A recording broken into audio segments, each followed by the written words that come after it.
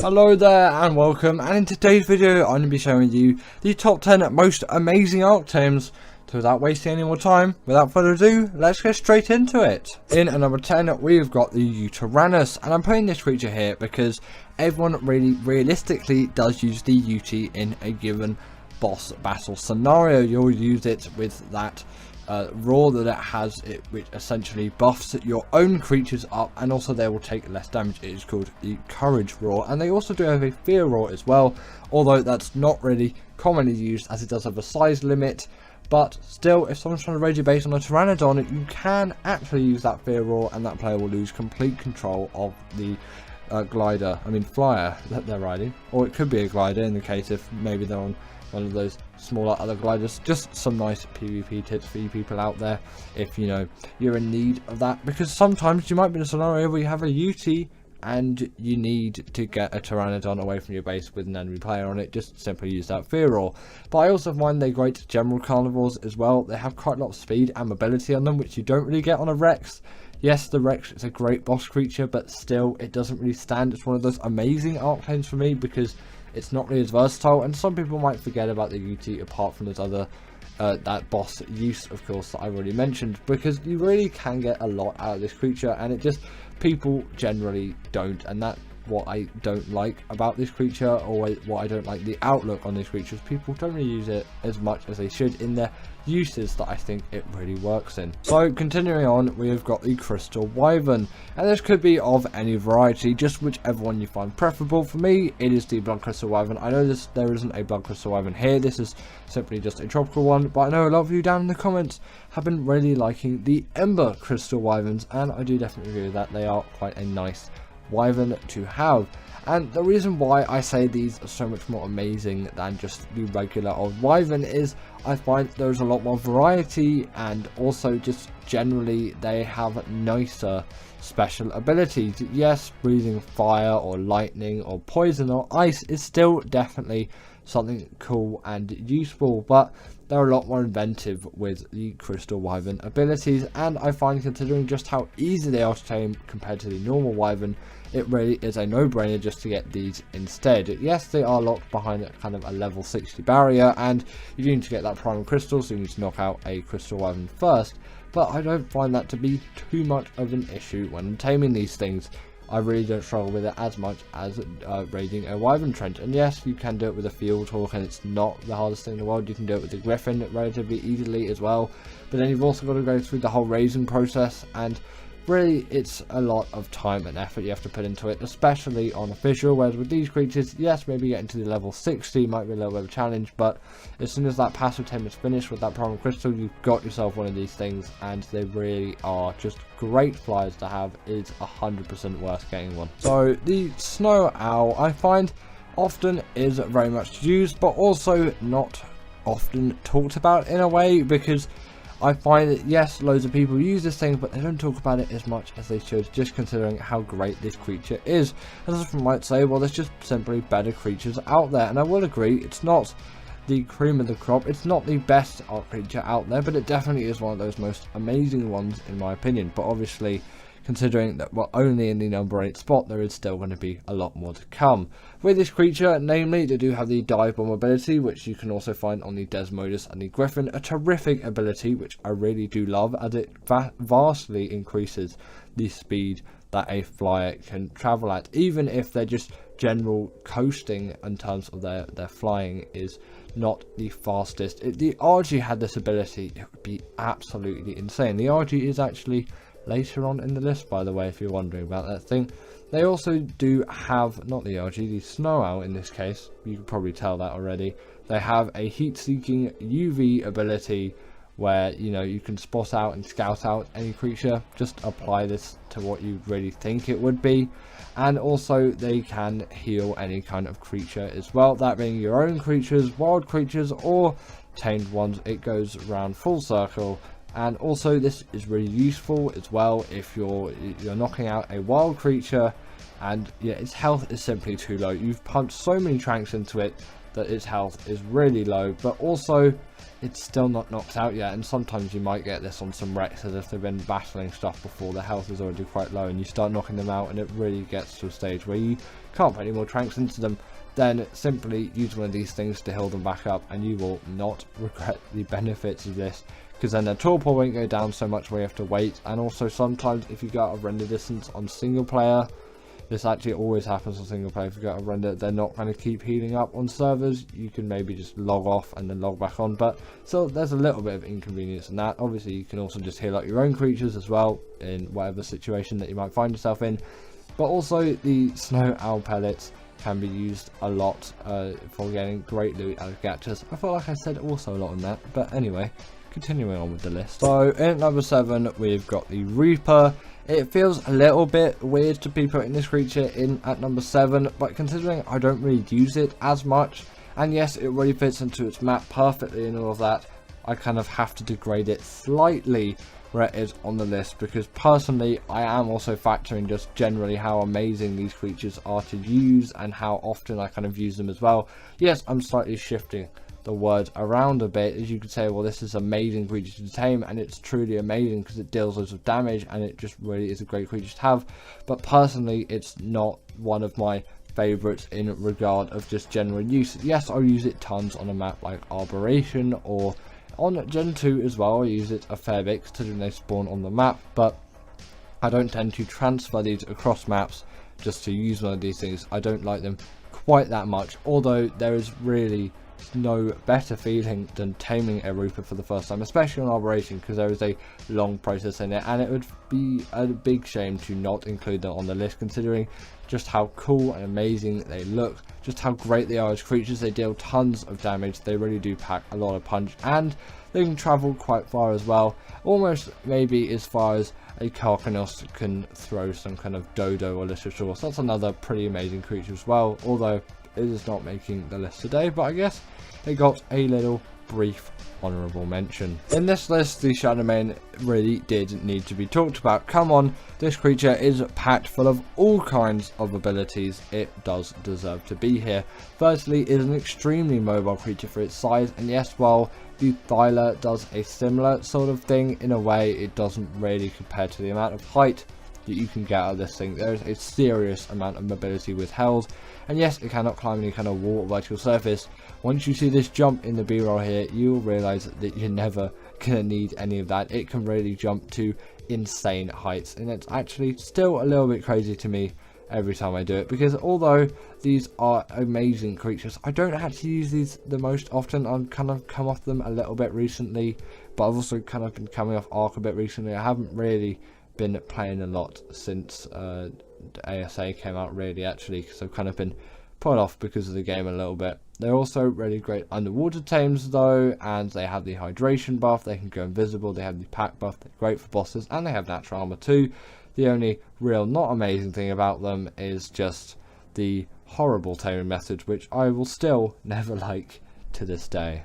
In at number 5, we've got the Baryonyx. This creature definitely does deserve to be here. It is my all-time favourite caving creature, and it really does have a lot going for it. Namely, obviously, that caving ability, which basically means it is the perfect size to fit into any cave, and with that size as well, it also packs enough punch. Also, don't mind about all the dead creatures that you're probably seeing around the map. You'll see a dead Yuti later in this B-roll. I heard someone wondering about that last time. Yes, the B-rolls are recorded within quick succession, and after I'm done with the B-roll, the creatures do sadly die with a command, which I'm pretty sure it's just kill, isn't it? That's the command you put in to kill creatures. Also, on top of that as well, these are really fast, speedy creatures, and they're great in the water too, with that spin attack on the right click as well. You can summon creatures up to the size of a Megalodon, which just generally makes them quite good for underwater caving as well. They're already great just for regular caving, but now for underwater caving too. Well, they have been for a while, ever since they released, because they are just generally really great underwater tames. Some people don't really like them as much, as they say they only really eat fish, and fish is a bit of an annoying thing to get.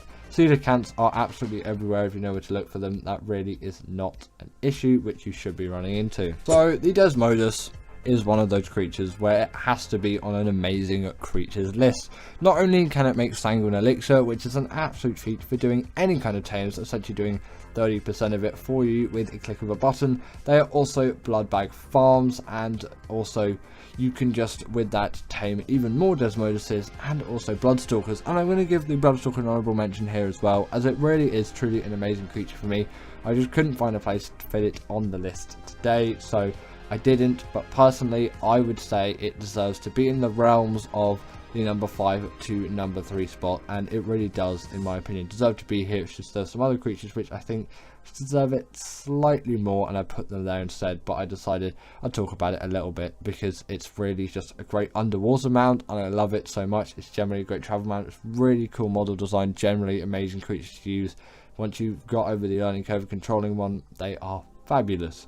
Now just a little brief thing to finish on the Desmodus. They are also gliders. They can grip onto any kind of wall, vertical surface like the Tapijara, even just ceilings, and they can pick players off mounts with absolute ease for you PvP players out there. Now the RG has always been an all-time favourite of mine, so I had to include it in at the number 3 spot on the list. This creature has driven me through many years of Ark, and at this point almost a decade. These creatures are just one of my favorites, and although there are some slightly better creatures for travel and just with general amazingness in the RG, they really do deserve to be on here for their massive contribution to my Ark playing over the years. I always get so much nostalgia when riding an RG as well, or just when watching videos of people on RGs, and especially that old RG model. Yes, albeit a lot worse than the new one, has a lot of nostalgia in it. Either way, the RG is like the best metal carrier out there, having weight reduction on things like metal, crystal, and obsidian. I'm pretty sure it's 50%, although my numbers can be a little bit out to date sometimes because I'm not really playing a lot of Ark at the moment. Like I have said, ever since ASA came out, I've just been a little bit off put by Ark in general. But they can also pick up tons of creatures as well, which really does play to their benefit. You pair them with an Anki and a Dodic, you can get loads of metal, stone, crystal, obsidian, all of those resources which you really do need. They also have a smithy as a saddle, so if you've ever done some caving, which I like to do a lot, then you can just repair your armor if those pesky ass players have got it, or if any of your pikes or gear or swords or things like that have been broken. You can easily repair them as long as you've got some metal ingots and the saddle of the RG, because I don't like to go back to my base just to repair some armor because I usually do caves in quick succession.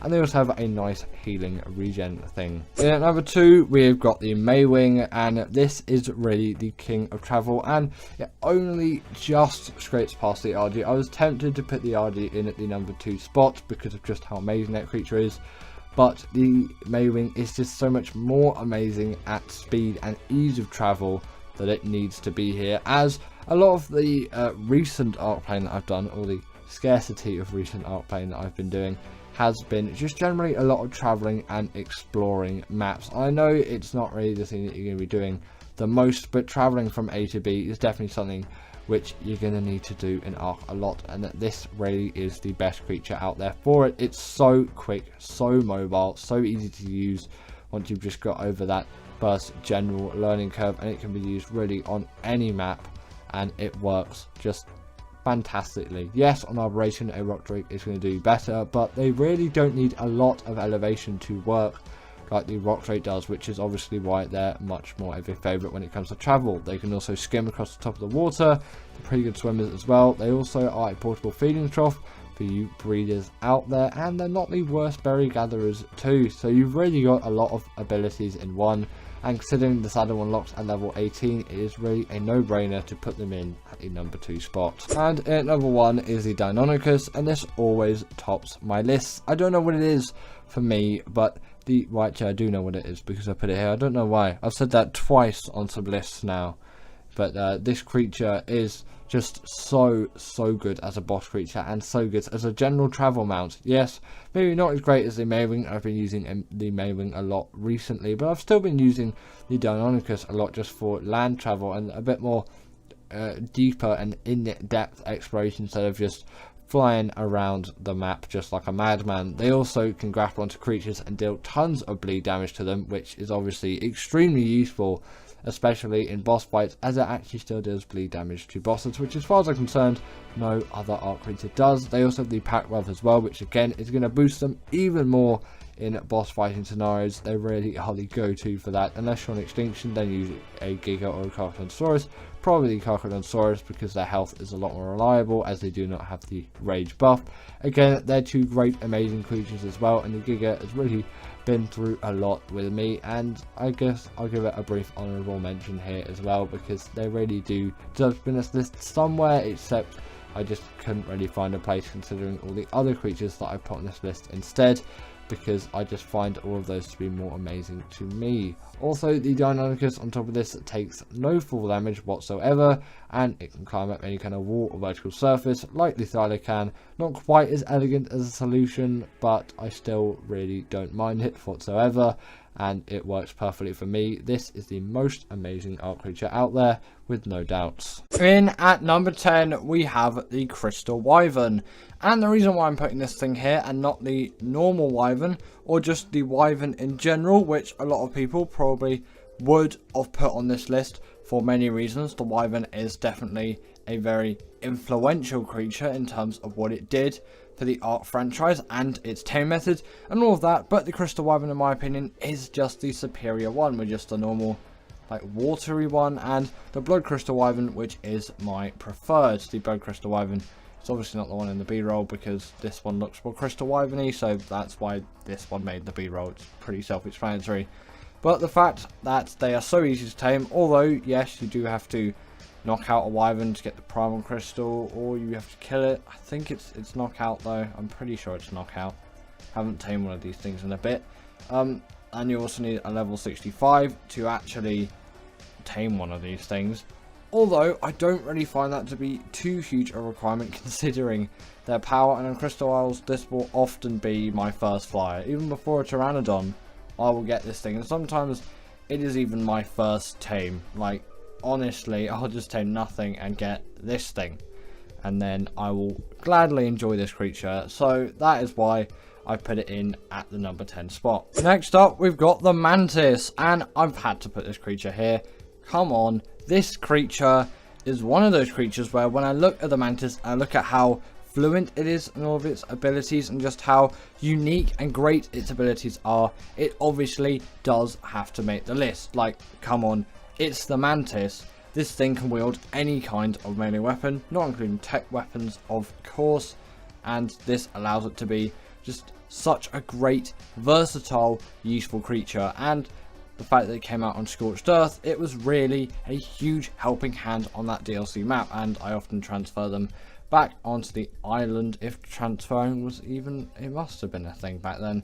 Either way, I've done it at some point. I must have.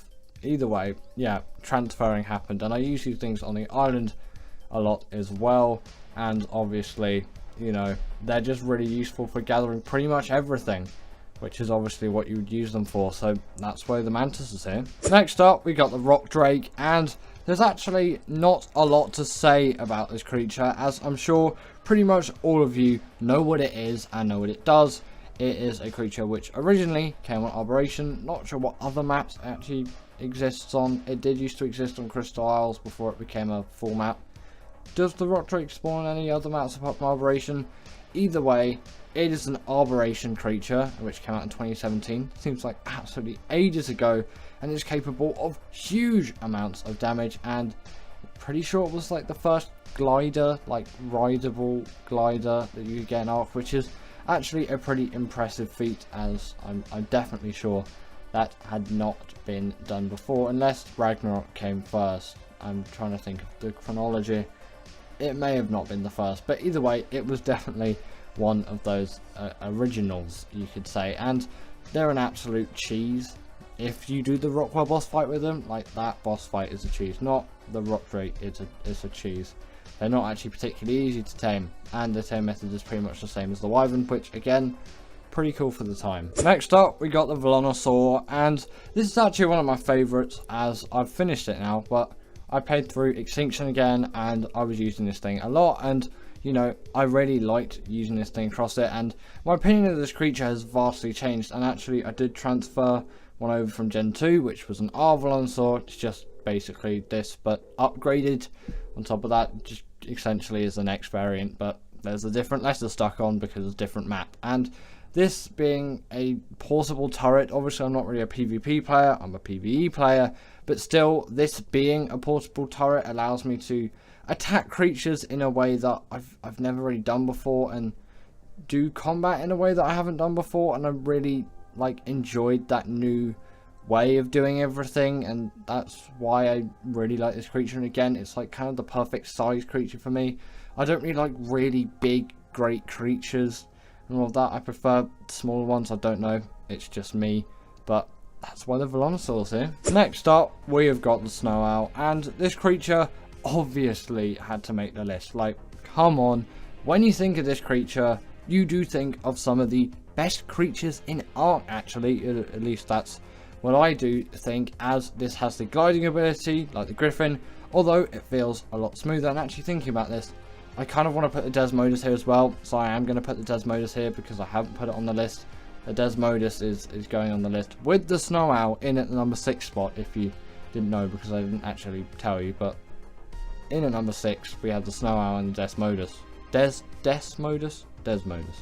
Either way, that thing can make Sanguine Elixir and can farm blood bags and all of that. So I really do enjoy that creature for that. But the Snow Owl obviously has the ability to glide, like I've just said, same as the Desmodus. But it can also kind of do a heat-seeking ability, which plays a benefit in PvP and in PvEs. You can track down a player that might be trying to raid your base, or, just a creature that you've lost. You also want to level up stamina on these things quite heavily, not just so they can fly longer distances, as the stamina drain is not really that high. It's so they can heal creatures for longer, as when healing creatures, their stamina will deplete, and you can probably tell from all of that.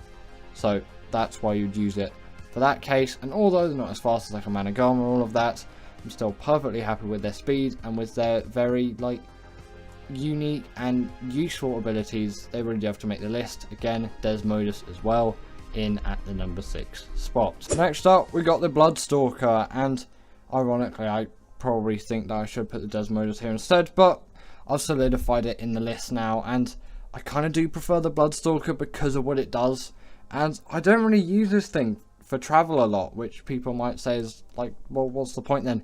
This is my go-to water creature. This is my favourite underwater creature in Ark. No questions asked.